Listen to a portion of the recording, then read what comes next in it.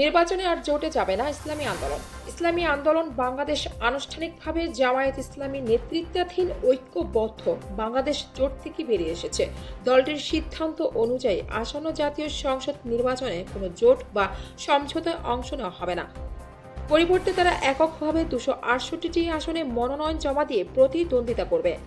যেখানে নিজেদের প্রার্থী থাকবে না, সেসব আসনে তারা সমর্থন দেবে শুধুমাত্র এমন প্রার্থীকে যাদের নীতি ও আদর্শ দলের সঙ্গে সামঞ্জস্যপূর্ণ। দলের শীর্ষ নেতারা জানিয়েছেন, একবার জোট থেকে বের হয়ে তারা আর ফিরে যাবে না।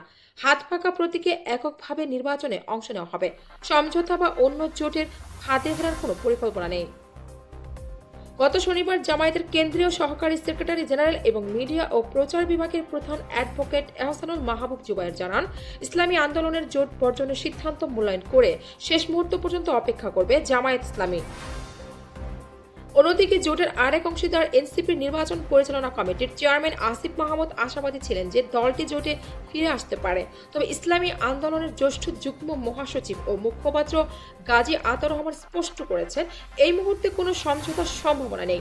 আসলে আমরা কোনো জোট করিনি, তাই ফিরবার কথাও নেই। এতে পরিষ্কার হয়ে গেল যে আসন্ন নির্বাচনে ইসলামী আন্দোলন এককভাবে অংশগ্রহণ করবে, যার জোটের সঙ্গে আর কোনো সম্পর্ক রাখবে না।